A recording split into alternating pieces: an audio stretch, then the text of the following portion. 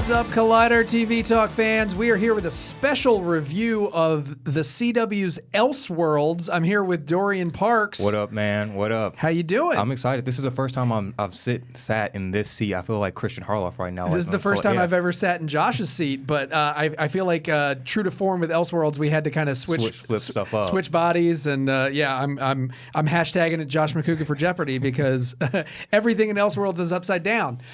So Dorian, real quick, off the top, give me your thoughts. What did you think about the Elseworlds crossover? So overall, if we're looking at it as a whole, I thoroughly enjoyed it for the most part. We talked about it earlier.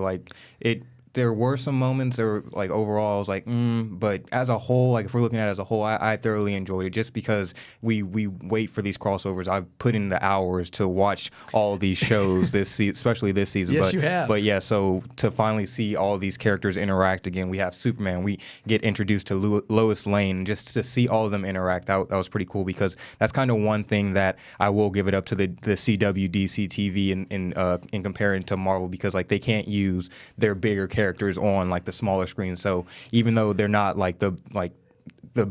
budget wise, right, they're not on par with the Superman and Batman in the DC cinematic universe. Like they still give us that fan service, and we get to see Superman flying around with Supergirl and Batwoman and all that. So I thought it was cool. Yeah, I tend to agree. Unlike you, I haven't been watching the Arrowverse very religiously at all.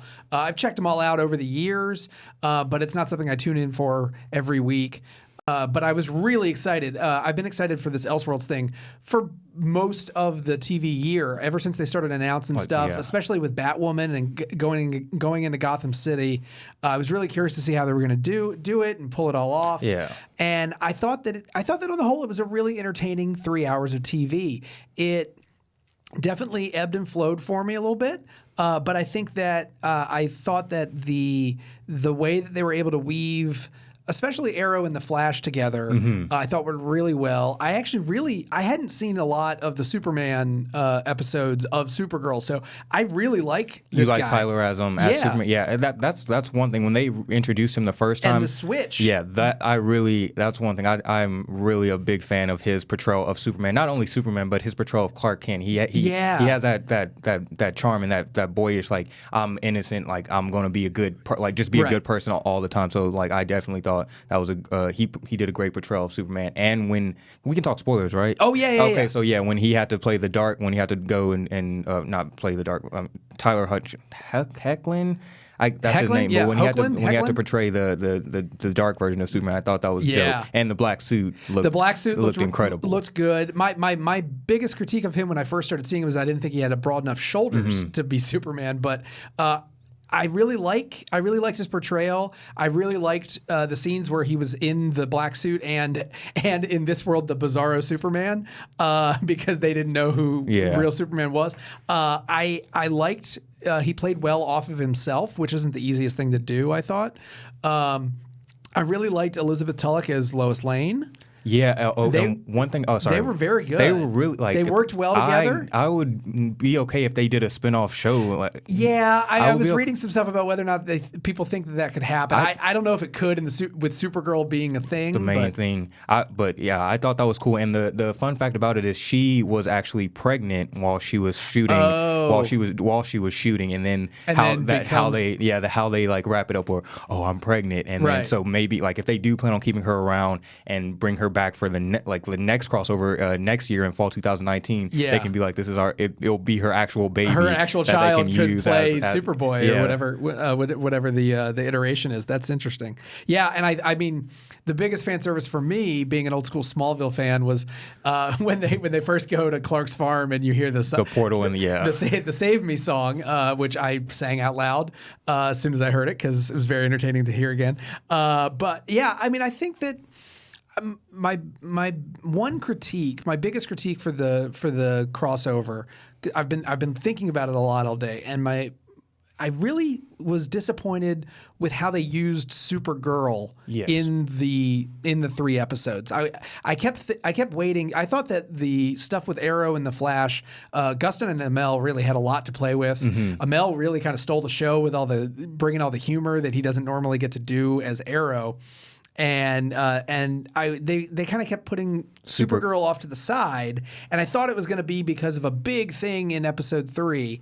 And it didn't really resolve that way for me. She spent half the episode in jail. Every episode they spent half in a jail cell. Yeah. Like every time it was like, well, how are we going to get these guys away from their powers? Well, we'll just put them in jail.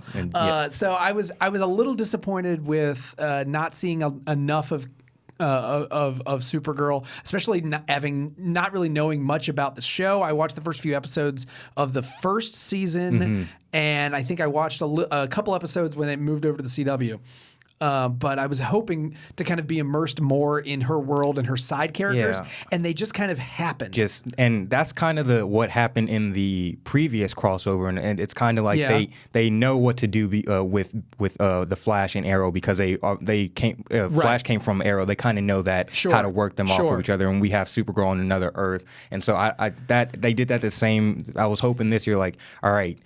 I think last year was the first year that she was on CW. She was part of the crossover. So I was like, all right, that's fair. Like she doesn't get enough in that one, but I was like, really, like you said, I was really hoping she would play a bigger part in the whole thing because she didn't get any love in the previous crossover. So it's like, come on, it's Supergirl. She's just a leading character as the Flash and as Green Arrow. Yeah. But I do agree with you.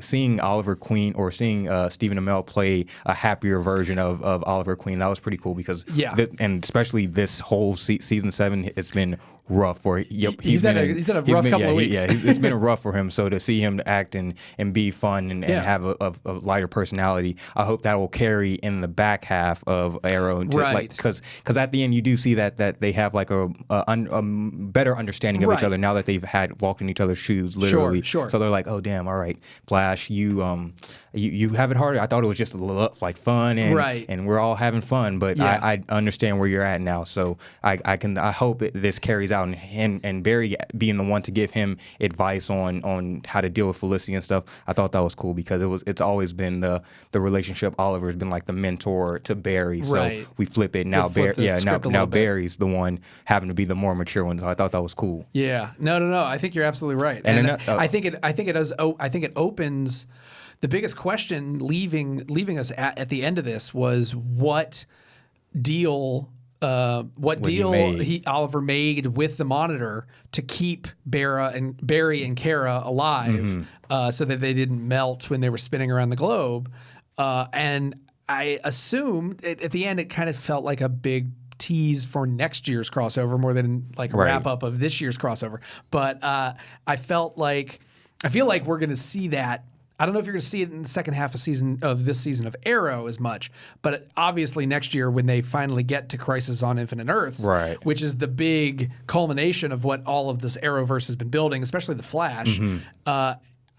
Do you think that they're going to follow the comic, or do you think that Oliver's deal is that he's going to sacrifice himself at the end of Crisis? No, he couldn't. You don't think this is going to be the end of the end of Arrow? No, I don't think they're going to. They couldn't sacrifice you. He's the anchor of the whole cinema. But this is what, season 7? Yeah, it's on season 7. That's what I was thinking. Because Agents of S.H.I.E.L.D. recently got renewed for season 7. I was like, what other comic book shows out there on is like that's it's Arrow. And so if they do that with him sacrifice himself and that be the end of Arrow, I'd be for sure down with that to just wrap that would be the ending, wrap up in Arrow with that in a big way, because in season 7 now it's pretty much everybody knows he's the Green Arrow. He's walking around like now, and I think in the latest episode before the crossover, he's like working with the FBI, like the police detectives. Like everybody knows he's Oliver Queen. So it's like, what else? Where do you go? Where do you go from? Like, what else do you like? Yeah, there'll be other villains and stuff like that, but he won't necessarily have to sneak around, or won't be nearly as difficult to handle. Especially if you have Green Arrow, you have two different Black Canaries now. That you have a whole solid team. So many canaries. There's too many ways. I mean, like it's going to be interesting to see what they do in the back half of the season. Yeah, but you never know. Barry could come around, mess something up again. Yeah, or something he could. I mean, the big thing with Crisis on Infinite Earths, and what I think has been getting everyone excited and also a little scared, is that spoiler alert, I guess it does end with Barry and Kara dying. Barry in a very similar fashion to what they were doing in this in this special in Elseworlds with him spinning around and melting. So I highly doubt that they would kill off their 2 younger series because I don't think we're gonna get Superman. I think Supergirl is here to stay. I would really like Superman on the. I'm wondering if Superman sacrifices himself and leaves Supergirl alone because the advantage of Infinite Earths is that it will consolidate the timeline. Right. She'll finally, in theory, become part of Earth 1. They'll get rid of some of the overlapping characters, and then Flash, Arrow, and Supergirl and Legends can all live on the same timeline. And maybe even Black Lightning. That would be really cool if they could work Black Lightning into that. And I was reading somebody today that was theorizing of maybe as they're melding the timelines, you can see an archive clip of Smallville or a little clip of Krypton maybe or something. Some of the other DC TV shows that we know they'll never visit, but you can kind of reference in the multiverse as they're kind of consolidating everything. So it'd be really interesting to see what they pull from because as much as I enjoyed this, it was kind of like. It was kind of like they held it out for me and then pulled it away because it was like, oh, well, this was fun, but you're really going to want to tune in next year, which is fine. I mean, it's all about getting you to keep tuning in, and I understand that. I feel like I'm going to hopefully be more satisfied with them actually trying to pull off Infinite Earths next year as opposed to Elseworlds, which I thought was a really cool idea. I thought I liked some of the things that they brought in, like the black suit and the 2 of them spinning in opposite directions around the globe, which seems counterintuitive, but sure, it slows everything down. Fine.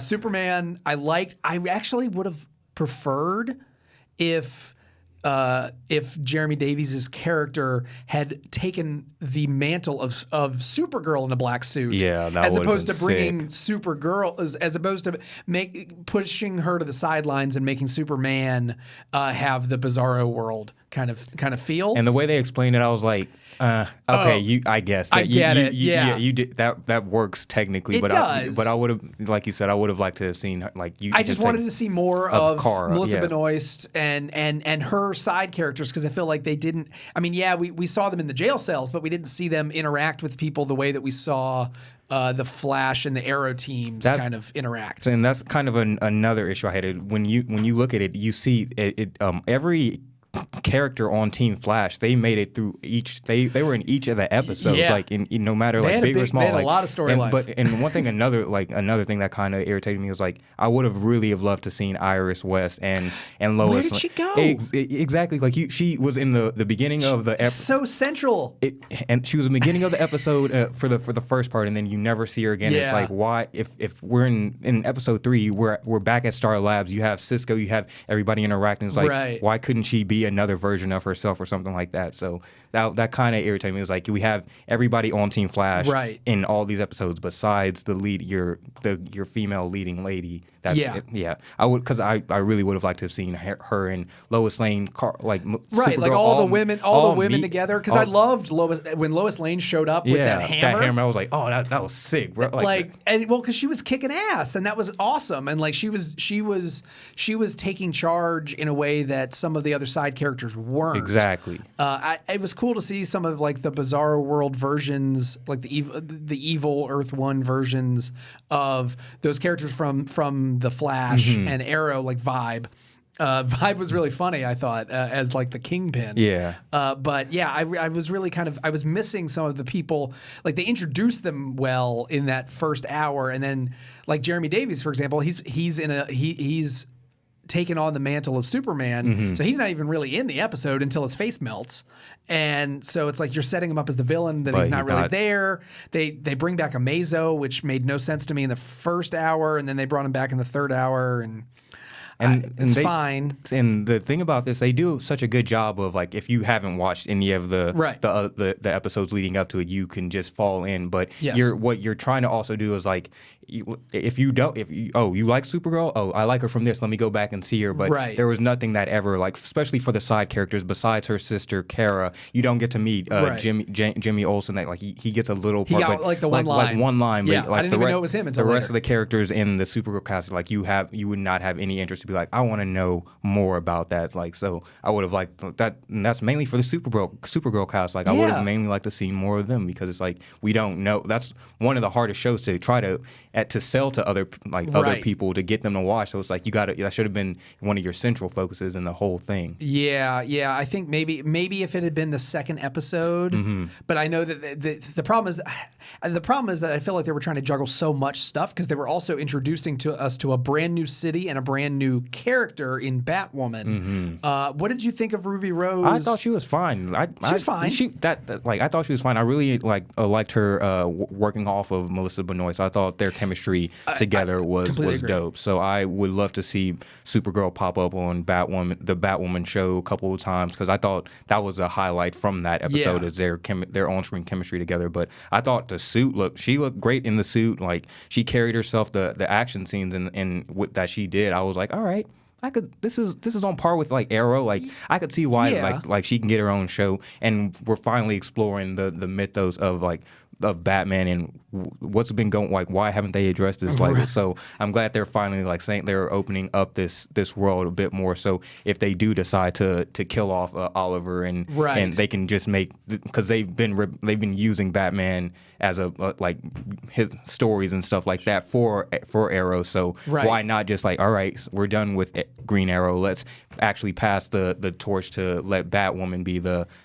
actual Dark Knight of this CW universe. That would be pretty cool. Yeah, I think it'd be interesting. I like the idea of having the two women that can play off of each other. I hope that they can figure out how to get the guys and the girls to kind of all play together, because it feels like they've really figured out Arrow and Flash well. Batwoman and Supergirl kind of go up in their corner, so that if they can bring them all together, and then bring Black Lightning in, because they film in a different city. I think that's the biggest problem. I would like Black Lightning to stay out of the Arrow. Oh, you would? Okay, that's fair. Like, if we can do a crossover, that would be fine. But I don't want. I want that to stay separate, because it feels like a different show. It feels like a whole, like, the tone and everything. When I first watched that season, I was like, this could be on Netflix or something, which it is across the country. I mean, not in internationally? Internationally, which it is on Netflix. I was like, this very reminiscent of Luke Cage in a way. It reminded me of that. So I was like, and I think they say the N-word a couple of times. And I was like, all right, so if we're gonna, I couldn't see Flash or any of them being able to hang in that. Don't let the Flash say the N-word, I think, is the takeaway on this. But yeah, I mean, I think overall, I'd give as someone that was coming into it kind of blind, I'd give it a B, solid B. I thought they did a really good job of introducing, as someone that hasn't watched it in a very long time, I followed all the characters along really easily until we got to Supergirl. That was really the one time that I was having a hard time figuring out who everyone was. But I think in episode 1 they did a good job of setting up the universes. I liked the twist on the intro that they did for each of the characters. That was a fun way to kind of get you to realize, oh, this is not the same show that you've always seen. And I thought the storylines were fine. The action was fine. It was enjoyable. There was some great fan service. It was overall enjoyable. Yeah, you could tell the kind of lines. Even someone that don't have all of the backstory on it, you could tell, like, there were the winks to the camera. I mean, hearing Barry Allen say the line about the city, "You failed my city," or whatever it is.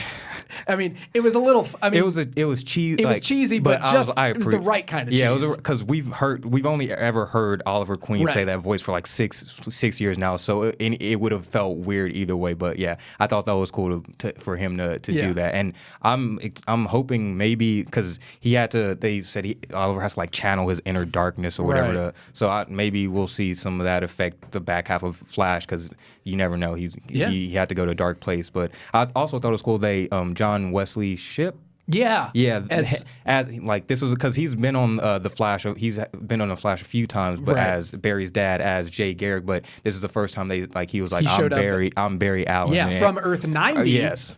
which is when the show was first out. Oh, I didn't. Oh, shit. They called it Earth 90 because that's when the show premiered. So, as someone was writing, it's like, does that mean there's an Earth 66 for Adam West's Batman and an Earth 78 for Wonder Woman with Linda Carter? Like, are all the different universes are all kind of connected? I liked that kind of service. I was almost wondering if we were going to see Mark Hamill come back as the Trickster. That would have been a dope cameo. But that would have been. I feel like that would have been one too many layers too far. Or if he was voicing the Joker. But I'm pretty sure the Joker will not be on Batwoman ever. I don't know. But they did show off. They showed off a lot of names on those in Arkham Asylum. We saw the Penguin. We saw Poison Ivy. Clayface.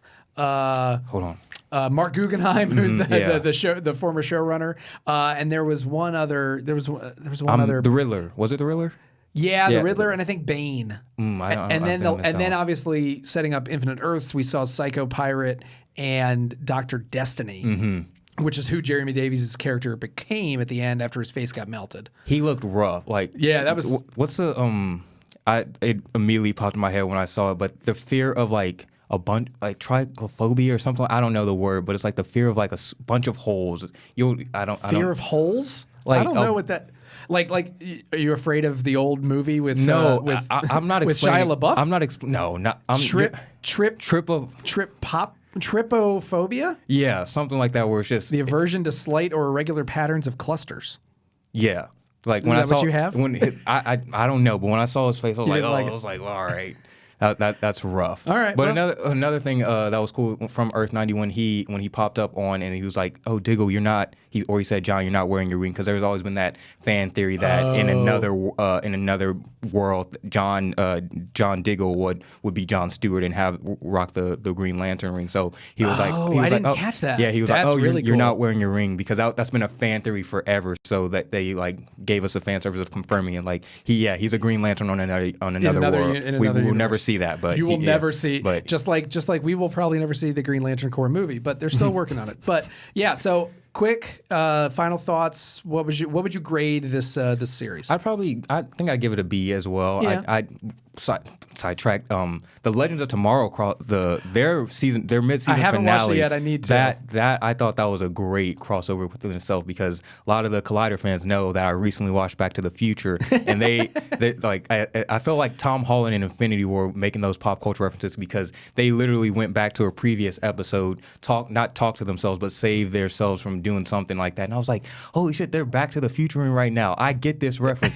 So I really enjoyed that, because they did that a few times throughout the episode. That's cool. And they acknowledged, they were like, you got some there's like Gideon, the ship, they were like, you got some missed calls from Barry Allen, Kara, Oliver Queen. They were like, that's funny. One of them was like, it must be the annual crossover or something. I don't know, but yeah, they acknowledged it, so I thought that was cool. That's very cool. So you give it a B. I give it a B. All right, yeah, I think that's kind of where we are. Let us know what you guys think.